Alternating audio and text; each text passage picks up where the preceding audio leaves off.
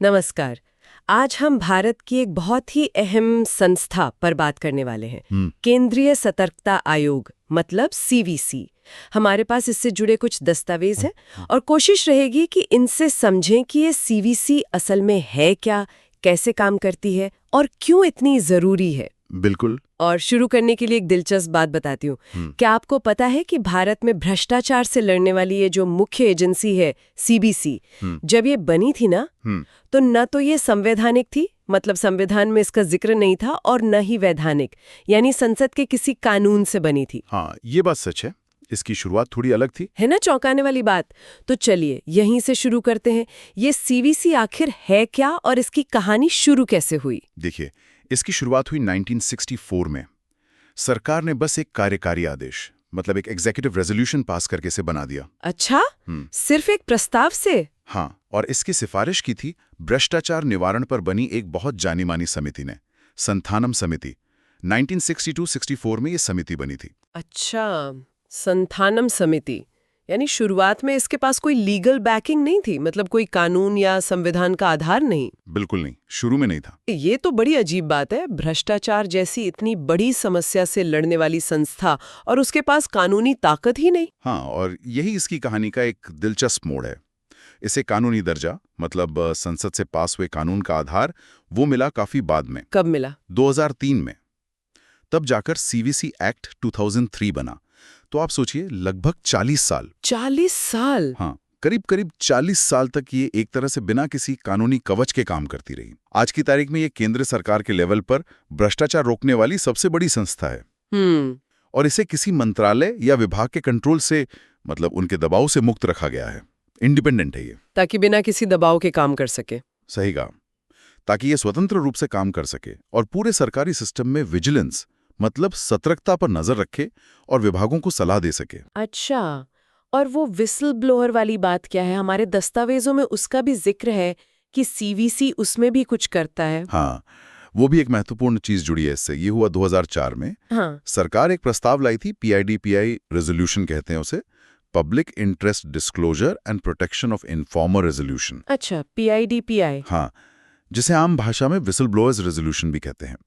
तो इसके तहत सीवीसी को वो एजेंसी बनाया गया जो विसल ब्लोअर से भ्रष्टाचार या पद के गलत इस्तेमाल की शिकायतें लेगी और उन पर कार्रवाई भी करेगी। ओह, यानी अगर किसी को पता चलता है कि सरकारी काम में कुछ गड़बड़ हो रही है, तो वो सीधे सीवीसी को बता सकता है। और सीवीसी का काम सिर्फ शिकायत लेना नहीं है, जानकारी देने वाले की पहचान गुप्त रखना, उसे सुरक्षा देना, ये भी जिम्मेदारी है। ये तो बहुत जरूरी है। हाँ, और एक और दिलचस्प बात है इसमें, अगर कोई जानबूझकर झूठी शिकायत करता है या किसी को परेशान करने के लिए शिकायत करता है, हाँ, तो उसके खिलाफ एक्शन लेने का अधिकार भी सीवीसी को ही दिया गया है। अच्छा, तो ये दोनों तरफ से काम करता है, ईमानदार आदमी को सुरक्षा और गलत शिकायत करने वाले पर कार्रवाई। बिल्कुल, एक संतुलन बनाने की कोशिश है। ये संतुलन तो जरूरी है। अच्छा, अब ये समझते हैं कि इस संस्था को चलाता कौन है? कोई एक व्यक्ति है या कई लोग हैं इसमें? नहीं, ये एक मल्टी मेंबर बॉडी है, बहुसदस्यीय है। इसमें एक होते हैं सेंट्रल विजिलेंस कमिश्नर, यानी केंद्रीय सतर्कता आयुक्त, वो अध्यक्ष होते हैं। और उनकी मदद के लिए ज्यादा से ज्यादा 2 विजिलेंस कमिश्नर, यानी सतर्कता आयुक्त हो सकते हैं। तो एक अध्यक्ष और 2 सदस्य, कुल 3 लोग। हाँ। इनकी नियुक्ति कैसे होती है? क्या इसमें पारदर्शिता का ध्यान रखा जाता है? देखिए, नियुक्ति तो राष्ट्रपति करते हैं, लेकिन वो अपनी मर्जी से नहीं। अच्छा। हाँ, इसके लिए एक 3 सदस्यों की कमेटी सिफारिश करती है। और उस कमेटी में कौन कौन होता है, ये जरूरी है। कौन होते हैं? उस कमेटी के हेड होते हैं प्रधानमंत्री, सदस्य होते हैं केंद्रीय गृह मंत्री और लोकसभा में विपक्ष के नेता। ओहो, विपक्ष के नेता भी? हाँ, तो कोशिश यही है कि नियुक्ति प्रक्रिया में सत्ता पक्ष और विपक्ष दोनों की भूमिका रहे। ये तो बहुत महत्वपूर्ण बात है, विपक्ष का शामिल होना जरूरी लगता है। और इनका कार्यकाल कितना होता है? क्या ये परमानेंट पोस्ट है? इनका कार्यकाल होता है 4 साल या फिर 65 साल की उम्र तक, इन दोनों में से जो भी पहले पूरा हो जाए। ठीक है, 4 साल या 65 की उम्र। और एक और अहम बात, अपना कार्यकाल पूरा करने के बाद ये लोग केंद्र या राज्य सरकार में कोई और नौकरियां, पद नहीं ले सकते। अच्छा, ताकि बाद में कोई लालच न रहे। बिल्कुल, ताकि उनकी स्वतंत्रता बनी रहे, कोई दबाव ना हो। और क्या इन्हें कार्यकाल पूरा होने से पहले हटाया भी जा सकता है? मान लीजिए कोई कमिश्नर ठीक से काम न करे या भगवान न करे उस पर ही कोई आरोप लग जाए। हाँ, हटाया जा सकता है, बिल्कुल हटाया जा सकता है, लेकिन उसकी प्रक्रिया काफी सख्त है, आसान नहीं है। कैसे? राष्ट्रपति उन्हें कुछ खास गंभीर स्थितियों में हटा सकते हैं। जैसे मान लीजिए वो दिवालिया हो जाएं, या किसी नैतिक रूप से गलत अपराध में दोषी पाए जाएं, या पद पर रहते हुए कहीं और से सैलरी लेने लगें, या फिर वो मानसिक या शारीरिक रूप से काम करने लायक ना रहें, या उनका कोई ऐसा पर्सनल इंटरेस्ट सामने आ जाए जो उनके सरकारी काम पर असर डाल सकता हो। ये तो गंभीर कारण है। हाँ, लेकिन जो सबसे महत्वपूर्ण आधार है हटाने का वो है साबित कदाचार या अक्षमता, प्रूव्ड मिसबिहेवियर और इनकैपेसिटी। साबित कदाचार मतलब जिसका सबूत हो। बिल्कुल। अगर पक्के तौर पर यह साबित हो जाए कि उन्होंने कोई गड़बड़ी की है या वो अब काम करने में सक्षम नहीं है, ऐसे मामलों में राष्ट्रपति सीधे नहीं हटा सकते। तो फिर उन्हें पहले मामला सुप्रीम कोर्ट को भेजना होता है जांच के लिए। सुप्रीम कोर्ट जांच करेगा? हाँ, और अगर सुप्रीम कोर्ट जांच के बाद कहता है कि हाँ, हटाने का कारण सही है, वो सलाह देता है, तभी राष्ट्रपति उन्हें हटा सकते हैं। ये पूरी प्रक्रिया उनकी स्वतंत्रता को बचाने के लिए बहुत जरूरी है। समझ गई। मतलब कार्यकाल सुरक्षित है, पर अगर गंभीर आरोप साबित हों तो हटाने की प्रक्रिया भी है, लेकिन वो सुप्रीम कोर्ट की जांच के बाद ही होगी। ये संतुलन जरूरी है। अच्छा, इनके वेतन भत्ते किसके बराबर होते हैं? जो सेंट्रल विजिलेंस कमिश्नर हैं, अध्यक्ष, उनका वेतन और बाकी सेवा शर्तें यूपीएससी के चेयरमैन के बराबर होती हैं। अच्छा, यूपीएससी चेयरमैन के बराबर। और जो बाकी 2 विजिलेंस कमिश्नर हैं, उनका वेतन यूपीएससी के मेंबर के बराबर होता है। और एक बार नियुक्ति हो गई तो उनके कार्यकाल के दौरान वेतन भत्तों में कोई ऐसा बदलाव नहीं किया जा सकता जिससे उन्हें नुकसान हो। ठीक है, ये भी स्वतंत्रता के लिए जरूरी है। ये तो हुई संरचना की बात। अब सीवीसी के अपने संगठन के अंदर क्या होता है? मतलब क्या इनके पास अपनी कोई जांच टीम या टेक्निकल एक्सपर्ट होते हैं? सीवीसी का अपना एक सचिवालय मतलब सेक्रेटेरिएट होता है। उसमें सेक्रेटरी, जॉइंट सेक्रेटरी लेवल के ऑफिसर और बाकी स्टाफ होता है। इसके अलावा 2 खास विंग्स हैं। एक है सीटीई विंग, मतलब chief technical examiners wing. Chief technical examiner, ये क्या करते हैं? ये सीवीसी की टेक्निकल ब्रांच है। इसमें इंजीनियर्स होते हैं। इनका काम बड़ा महत्वपूर्ण है। क्या काम है इनका? जो सरकारी कंस्ट्रक्शन के काम होते हैं ना, जैसे सड़कें, पुल, सरकारी इमारतें, हाँ, उनका विजिलेंस के नजरिए से टेक्निकल ऑडिट करना।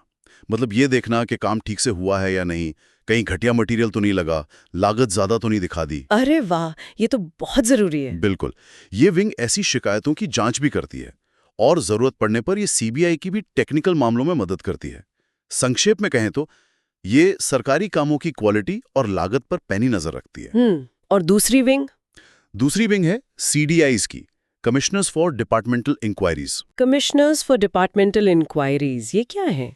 ये असल में जांच अधिकारी, इंक्वायरी ऑफिसर्स के तौर पर काम करते हैं। जब किसी सरकारी अफसर के खिलाफ डिपार्टमेंटल प्रोसीडिंग मतलब विभागीय कार्रवाई शुरू होती है, हाँ, तो उसमें जो मौखिक जांच होती है ना, ओरल इंक्वायरी, वो करने का काम ये सीडीआई करते हैं। अच्छा, तो सीवीसी के पास प्रशासनिक और तकनीकी दोनों तरह की क्षमताएं हैं। चलिए, अब आते हैं सबसे अहम सवाल पर। सीवीसी के मुख्य काम क्या हैं? ये असल में करता क्या है? इसके काम काफी फैले हुए हैं। पहला और सबसे सीधा काम तो यह है कि अगर केंद्र सरकार को लगता है कि उसके किसी अफसर या कर्मचारी ने भ्रष्टाचार निवारण अधिनियम 1988 मतलब प्रिवेंशन ऑफ करप्शन एक्ट के तहत कोई अपराध किया है, तो सरकार वो मामला जांच के लिए सीवीसी को भेज सकती है। फिर सीवीसी या तो खुद जांच करेगा या करवाएगा। ठीक है, सरकार के कहने पर जांच। और पीएसयू और बैंकों के भी बड़े अफसर शामिल हैं। अच्छा, सीबीआई का नाम भी अक्सर भ्रष्टाचार की जांच में आता है। तो सीवीसी और सीबीआई के बीच क्या रिश्ता है? क्या सीवीसी सीबीआई को कंट्रोल करता है? ये एक बहुत ही महत्वपूर्ण और कह सकते हैं थोड़ा जटिल पहलू है। देखिए, सीवीसी जो है वो सीबीआई के कामकाज का अधीक्षण करता है, मतलब सुपरिंटेंडेंस। सुपरिंटेंडेंस मतलब निगरानी। हाँ, एक तरह से निगरानी, लेकिन सिर्फ उन मामलों में जो भ्रष्टाचार निवारण अधिनियम के तहत दर्ज हुए हैं। अच्छा, सिर्फ करप्शन वाले मामलों में? बिल्कुल। सिर्फ करप्शन से जुड़े मामलों की जांच में सीबीआई कैसे काम कर रही है, इस पर सीवीसी नजर रखता है और जरूरत पड़ने पर निर्देश भी दे सकता है। ये एक तरह का ओवरसाइट मैकेनिज्म है। सीवीसी जांच की प्रोग्रेस को रिव्यू भी करता है। तो ये एक तरह से सीबीआई के ऊपर चेक इन बैलेंस का काम करता है, कम से कम भ्रष्टाचार के मामलों में तो। हाँ, बिल्कुल कह सकते हैं। इसके अलावा एक और चीज, जब जांच पूरी हो जाती है और किसी अफसर पर केस चलाने के लिए इजाजत लेनी होती है, जिसे प्रोसिक्यूशन सैंक्शन कहते हैं। हाँ, सुना, इसमें बहुत देर लगती है कभी कभी। सही कहा। तो वो मामले अक्सर संबंधित अधिकारियों के पास पेंडिंग पड़े रहते हैं। सीवीसी उन पेंडिंग मामलों की भी समीक्षा करता है ताकि उनमें बेवजह देरी ना हो। ये भी जरूरी काम है। और क्या काम है सीवीसी के? ये केंद्र सरकार और उसके संगठनों को विजिलेंस से जुड़े मामलों पर सलाह देता है। सरकार के मंत्रालयों और विभागों में विजिलेंस एडमिनिस्ट्रेशन मतलब सतर्कता प्रशासन कैसा चल रहा है, उसकी निगरानी करता है। और वो विसल ब्लोअर वाली बात तो हमने की ही थी, उनसे मेरी शिकायतों की जांच करना या करवाना और सही एक्शन की सिफारिश करना। एक और बात है, केंद्र सरकार जब सेंट्रल सर्विसेज और ऑल इंडिया सर्विसेज के अफसरों से जुड़े विजिलेंस और डिसिप्लिन के नियम कानून बनाती है तो उसे सीवीसी से सलाह लेना मतलब कंसल्ट करना जरूरी होता है। ओहो, नियम बनाने में भी इनकी सलाह जरूरी है। अच्छा, हमारे दस्तावेजों में नियुक्तियों में भी सीवीसी की भूमिका का जिक्र है, वो क्या है? हाँ, ये भी काफी अहम है। जो एनफोर्समेंट डायरेक्टरेट है, ईडी, उसके डायरेक्टर की नियुक्ति के लिए जो सिलेक्शन कमेटी बनती है, हाँ, उस कमेटी के चेयरमैन होते हैं सेंट्रल विजिलेंस कमिश्नर और बाकी 2 विजिलेंस कमिश्नर भी उसके सदस्य होते हैं। इनके अलावा होम सेक्रेटरी, पर्सनल सेक्रेटरी और फाइनेंस रेवेन्यू सेक्रेटरी भी होते हैं। अच्छा, ईडी डायरेक्टर की नियुक्ति में सीवीसी की अहम भूमिका है। हाँ, और ईडी में डिप्टी डायरेक्टर से ऊपर के पदों पर नियुक्ति के लिए भी यही कमेटी सिफारिश करती है। और सीबीआई में? सीबीआई में भी डायरेक्टर को छोड़कर एसपी यानी सुपरिंटेंडेंट ऑफ पुलिस और उससे ऊपर के लेवल के पदों पर नियुक्ति के लिए भी एक कमेटी होती है। उसके अध्यक्ष सीवीसी होते हैं। अच्छा, और सदस्य होते हैं दोनों विजिलेंस कमिश्नर, होम सेक्रेटरी और पर्सनल सेक्रेटरी। सीबीआई का जो डायरेक्टर ऑफ प्रोसिक्यूशन होता है, उसकी नियुक्ति भी सीवीसी की सिफारिश पर होती है। तो आप देख सकती हैं कि जांच एजेंसियों में अहम पदों पर नियुक्ति में सीवीसी की काफी भूमिका है। ये तो वाकई है। इसके अलावा जो मनी लॉन्ड्रिंग रोकथाम अधिनियम है, पीएमएलए 2002, उसके तहत जो संदिग्ध लेन देन की जानकारी आती है, उसे हासिल करने के लिए भी सीवीसी एक नोटिफाइड अथॉरिटी है। और हाँ, 2013 में जब लोकपाल कानून आया तो उसने भी सीवीसी के कामों में कुछ बदलाव किए। अब लोकपाल जो है वो group A, B, C, D सभी लेवल के अधिकारियों से जुड़ी भ्रष्टाचार की शिकायतें प्रिलिमिनरी इंक्वायरी मतलब शुरुआती जांच के लिए सीवीसी को भेज सकता है। अच्छा, लोकपाल के मामले भी सीवीसी देखता है? शुरुआती जांच, और इसके लिए सीवीसी को एक अलग जांच डायरेक्टरेट बनाने का भी अधिकार मिला है। तो इसका कार्यक्षेत्र तो वाकई बहुत बड़ा लगता है। कौन कौन से अधिकारी इसके दायरे में आते हैं, क्या आप थोड़ा संक्षेप में बता सकते हैं? हाँ, दायरा काफी फैला हुआ है। मोटे तौर पर अगर देखें तो इसमें शामिल हैं एक तो ऑल इंडिया सर्विसेज मतलब आईएएस, आईपीएस, आईएफएस के वो सदस्य जो केंद्र सरकार में काम कर रहे हैं। ठीक। फिर केंद्र सरकार के सारे ग्रुप ए अधिकारी, ग्रुप ए के सभी। हाँ। फिर पब्लिक सेक्टर बैंक जो हैं उनमें स्केल 5 और उससे ऊपर के रैंक के अधिकारी। बैंकों की भी सीनियर अधिकारी। बिल्कुल। आरबीआई, नाबार्ड, सिडबी में ग्रेड डी और उससे ऊपर के अफसर। जो बड़े सरकारी उपक्रम हैं, पीएसयूज मतलब शेड्यूल ए, बी, सी, डी वाले, उनके सीईओज, बोर्ड मेंबर्स और बाकी सीनियर अधिकारी जैसे E7 या E8 और उससे ऊपर के। ठीक है। सरकारी बीमा कंपनियां जो हैं जनरल इंश्योरेंस वाली, उनमें मैनेजर और उससे ऊपर के अधिकारी। LIC में सीनियर डिविजनल मैनेजर और उससे ऊपर के। काफी लंबी लिस्ट है। हाँ, और केंद्र सरकार के अधीन जो सोसाइटीज या लोकल अथॉरिटीज आती हैं, उनके वो अधिकारी जिनका वेतन एक तय सीमा पुराने स्केल में 8700 रुपये प्रति माह था, उससे ऊपर है। बाप रे, यानी केंद्र सरकार और उससे जुड़े लगभग सभी सीनियर अफसर इसके दायरे में आ ही जाते हैं। अब ये समझते हैं कि सीवीसी काम कैसे करता है। क्या इसकी प्रक्रिया किसी कोर्ट जैसी होती है? देखिए, सीवीसी अपना काम नई दिल्ली में जो उसका हेडक्वार्टर है वहीं से करता है। उसे अपनी कार्यवाही की प्रक्रिया मतलब प्रोसीजर खुद तय करने की पावर है। अच्छा। और दिलचस्प बात यह है कि इसके पास एक सिविल कोर्ट की शक्तियां होती हैं। सिविल कोर्ट की शक्तियां जैसे वो किसी को समन भेजकर बुला सकता है पूछताछ के लिए, कोई दस्तावेज मंगवा सकता है, शपथ पर गवाही ले सकता है। तो इसकी कार्रवाई का एक जुडिशियल कैरेक्टर होता है, न्यायिक चरित्र। ये तो काफी ताकत है। क्या ये अपनी जांच या निगरानी के लिए सरकार से जानकारी मांग सकता है? बिल्कुल। ये केंद्र सरकार या उसके किसी भी प्राधिकरण, किसी भी डिपार्टमेंट से कोई भी जानकारी या रिपोर्ट मांग सकता है ताकि वो उनके यहाँ विजिलेंस और एंटी करप्शन के काम कैसे चल रहे हैं उस पर नजर रख सके। और जब सीवीसी किसी मामले में अपनी जांच या विचार विमर्श पूरा कर लेता है तो उसके बाद क्या होता है? क्या उसकी सलाह मानना सरकार के लिए जरूरी है, मतलब बाइंडिंग है? जांच पूरी होने के बाद या किसी मामले पर विचार करने के बाद सीवीसी अपनी सलाह, अपनी एडवाइस केंद्र सरकार या जो भी संबंधित अथॉरिटी है उसको भेजता है, बताता है कि आगे क्या एक्शन लेना चाहिए। ठीक। कानून ये कहता है कि सरकार या उस अथॉरिटी को सीवीसी के सलाह पर विचार करना होगा और उचित कार्रवाई करनी होगी। लेकिन अगर सरकार या वो अथॉरिटी सीवीसी की सलाह से सहमत न हो तो क्या वो मना कर सकते हैं? हाँ, यहीं पर एक महत्वपूर्ण बात है सीवीसी के सलाह बाध्यकारी मतलब बाइंडिंग नहीं है। ओ, बाइंडिंग नहीं है? नहीं, लेकिन अगर केंद्र सरकार या उसकी कोई अथॉरिटी सीवीसी के सलाह से सहमत नहीं होती है तो उसे इसके कारण लिखित में दर्ज करने होंगे और सीवीसी को बताना होगा कि वो सलाह क्यों नहीं मान रहे। अच्छा, कारण बताना पड़ेगा। हाँ, ये एक तरह का चेक है कि अगर आप सलाह नहीं मान रहे हैं तो आपको उसका ठोस कारण बताना पड़ेगा, यूं ही नजरअंदाज नहीं कर सकते। और पारदर्शिता के लिए एक और चीज है, सीवीसी हर साल अपने काम पर एक रिपोर्ट तैयार करता है और राष्ट्रपति को देता है। राष्ट्रपति को? हाँ। और राष्ट्रपति उस रिपोर्ट को संसद के दोनों सदनों, लोकसभा और राज्यसभा में रखवाते हैं। ये तो बहुत अच्छा है। इससे सीवीसी के काम और सरकार ने उसकी सलाह पर क्या एक्शन लिया या क्यों नहीं लिया, ये सब पब्लिक डोमेन में आ जाता है। संसद में बहस हो सकती है। हाँ, ये रिपोर्ट संसद में जाना तो जवाबदेही के लिहाज से बहुत जरूरी लगता है। अच्छा, क्या हर मंत्रालय में भी कोई ऐसी व्यवस्था होती है जो सीवीसी के साथ मिलकर काम करती है? कोई उनका आदमी होता है वहाँ? हाँ बिल्कुल, हर मंत्रालय और विभाग में एक चीफ विजिलेंस ऑफिसर होता है, सीवीओ कहते हैं उसे। सीवीओ, ये कौन होता है? ये आमतौर पर उस मंत्रालय या विभाग का ही एक सीनियर अफसर होता है। वो उस मंत्रालय के विजिलेंस विंग का हेड होता है। उसका काम है अपने सेक्रेटरी या जो भी हेड ऑफ डिपार्टमेंट है उसे विजिलेंस से जुड़े सभी मामलों में सलाह देना और मदद करना।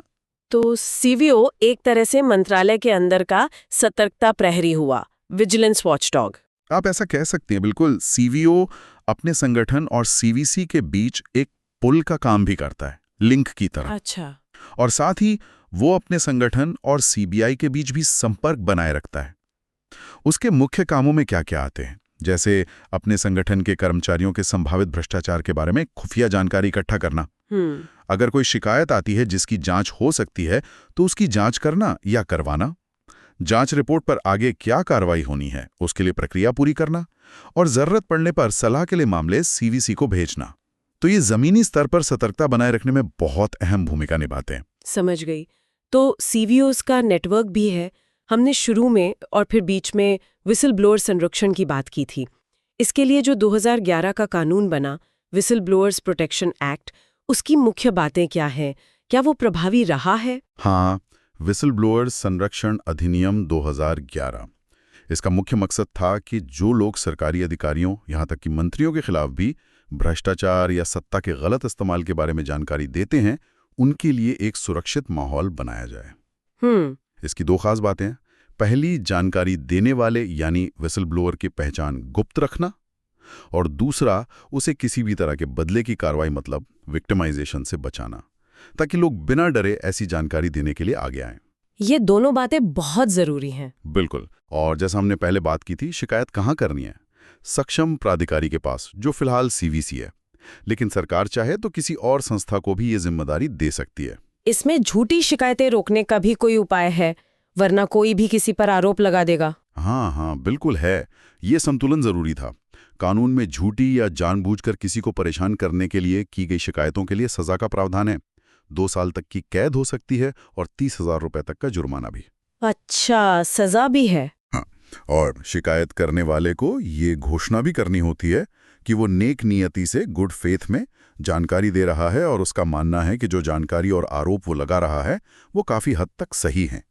जानकारी लिखित में या ईमेल से दी जा सकती है, पूरे विवरण और सबूतों के साथ। और अगर कोई बिना नाम की शिकायत करे? अगर शिकायत में पहचान नहीं बताई गई है या गलत बताई गई है तो उस पर कोई कार्रवाई नहीं होगी। ठीक है।